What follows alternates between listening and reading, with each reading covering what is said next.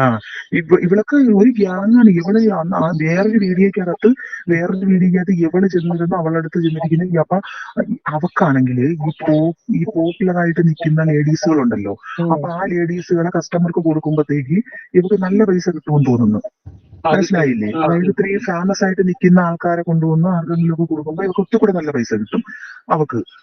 അങ്ങനത്തെ ഒരു പരിപാടിയുണ്ട്. അതിന് വേണ്ടിയിട്ട് എനിക്ക് തോന്നുന്നു രേണുവിനെ സംസാരിച്ചതാണെന്ന് എനിക്ക് അവളുടെ ആ പിന്നെ സീറ്റയില് പിന്നെ അവള് കള്ളു കുടിക്കുമെന്ന് പബ്ലിക്കായിട്ട് അവള് പറയുകയും ചെയ്തല്ലേ. അവള് എന്തായാലും വെക്കാടിയ എന്തായാലും പറയാണല്ലോ അടിക്കുന്നതെന്ന്.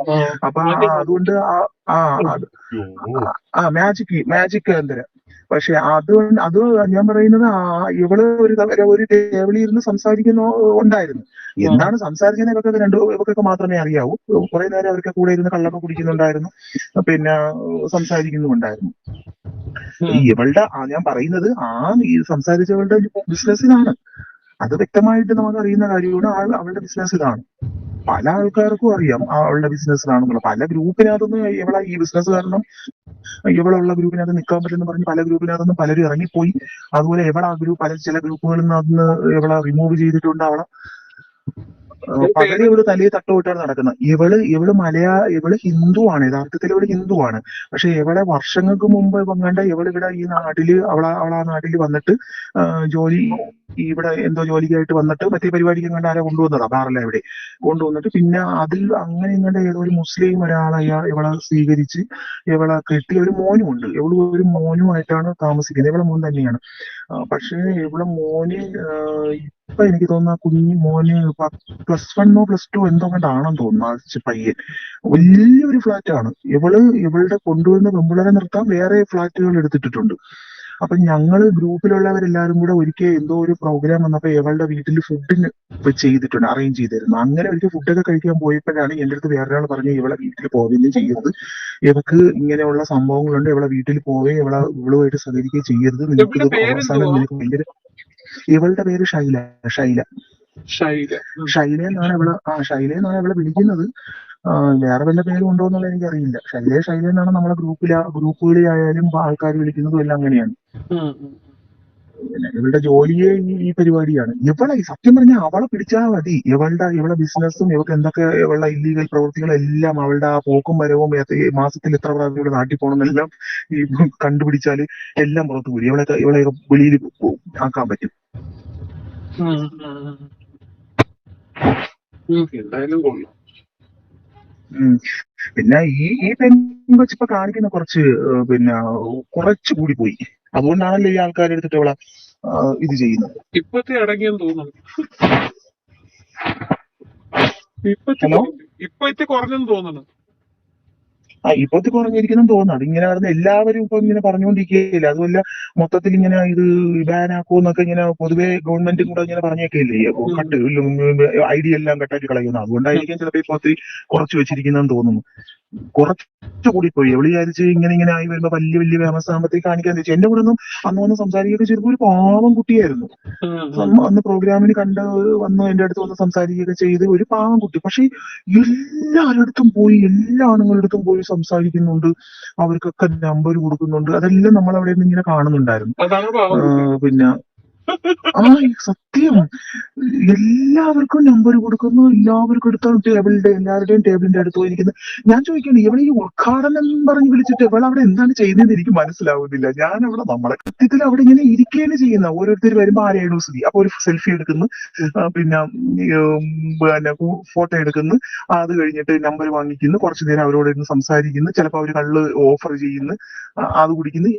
ഞാൻ ചോദിക്കുന്നത് എന്താണ് ഈ ബാറിനകത്ത് ഉദ്ഘാടനം എന്ന് പറഞ്ഞ് വിളിക്കുന്നത് എന്താണെന്ന് എനിക്ക് മനസ്സിലാവുന്നില്ല. പിന്നെ പാട്ട് പാടുമ്പോൾ കൂടെ ആ പാടുന്നവരുടെ കൂടെ കയറി വന്ന് ഇതുപോലെയുള്ള ഡാൻസുകൾ കാണിക്കും.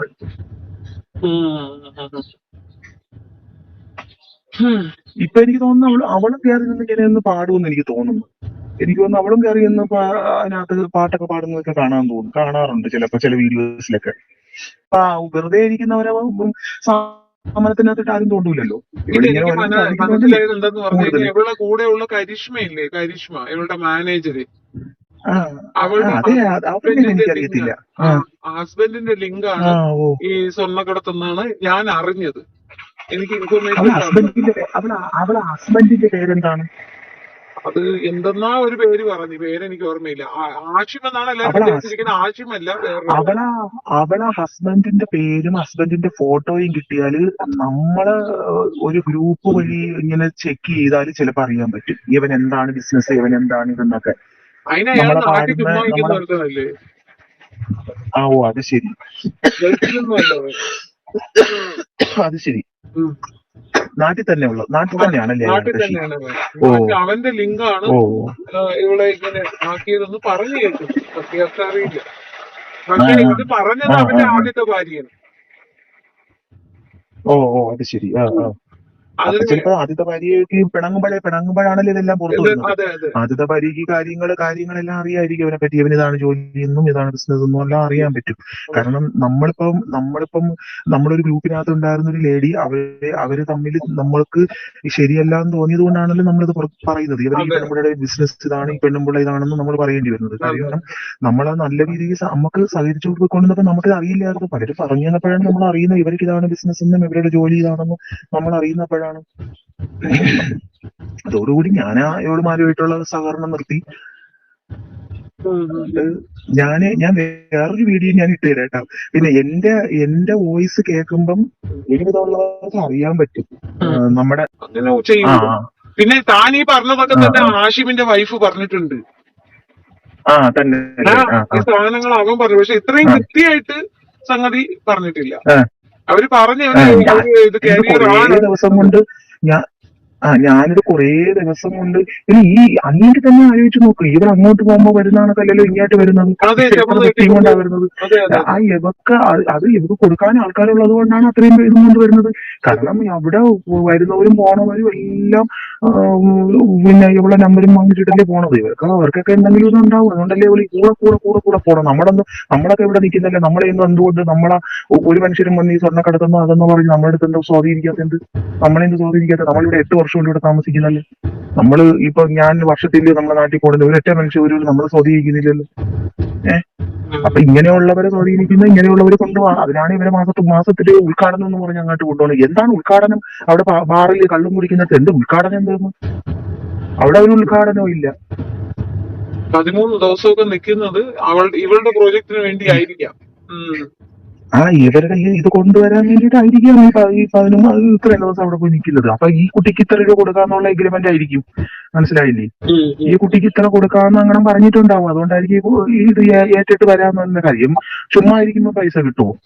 ഒന്ന് ദുബായ് വരെ പോയിട്ട് വരാം. പോയിട്ട് വരുമ്പോഴത്തേക്ക് നമുക്ക് തിരിച്ചു വരുമ്പോഴത്തേക്ക് സാധനവും കിട്ടും. പിന്നെ അതുപോലെ തന്നെ ഈ സ്വർണവും കൊണ്ടുവന്ന് കൊടുക്കുമ്പോഴത്തേക്ക് പൈസയാവൂലേ? അവര് കൊടുക്കാന്ന് പറയില്ലേ? 13 ദിവസം അവിടെ നിർത്തുന്നത് നേരത്തെ പറഞ്ഞതുപോലെ സെലിബ്രിറ്റിയെ കൂട്ടി കൊടുത്താൽ കാശ് കിട്ടുമെന്ന് പറഞ്ഞില്ലേ? അതിന്റെ ടൈമിനായിരിക്കും 13 ദിവസം. അങ്ങനെയുണ്ട്. അത് മെയിൻ ആയിട്ടുള്ള കാര്യമാണ്. ഒരു സെലിബ്രിറ്റീനെ കൊടുക്കുമ്പോ ഇവർക്ക് നല്ല പൈസ കിട്ടും. ഈ നായിന്റെ മോളെ തന്നെ ഒരിക്കൽ നമ്മളെല്ലാരും കൂടെ ഇങ്ങനെ ഇരിക്കുന്ന സമയത്ത് ഇവള് പറഞ്ഞിട്ടുണ്ട്, ഒരിക്കൽ പറഞ്ഞിട്ടുണ്ട്. ഒരു പിന്നെ ഈ പറയുന്ന ഒരു വേറൊരു കേസ് ഉണ്ട് ഇവിടെ ടിക്ടോക്കിനകത്തും ഇൻസ്റ്റയിലും എല്ലാം കിടക്കുന്ന ഒരു സുധി തമ്പി എന്നും പറഞ്ഞിട്ടൊരു അതൊക്കെ ഇതൊക്കെ തന്നെ ഇവിടെ എല്ലാം കൊള്ള പരിപാടിയല്ല ഇതൊക്കെ തന്നെ. സെലിബ്രിറ്റി ആണെങ്കിൽ കാശ് കൂടുതലും. സെലിബ്രിറ്റി ആണെങ്കിൽ കാശ് കൂടുതലാണ്. സെലിബ്രിറ്റിയൊക്കെ അതിനാണെങ്കിൽ സെലിബ്രിറ്റി വരുമ്പോഴത്തേക്ക് ഓരോരുത്തർ ചെന്ന് കോൾ ചെയ്യുന്നതും മുട്ടുന്നതും സംസാരിക്കുന്നതും ഒക്കെ ഇവർക്കൊക്കെ ഡിമാൻഡാണ്. ഷെബീന ഒരു കാര്യം ചെയ്യും. ഞാനിപ്പോ ഇട്ട് തന്നിരിക്കുന്നത് വോയിസ് മോഡുലേറ്റ് ചെയ്തിട്ട് എന്തെങ്കിലും ചെയ്യും.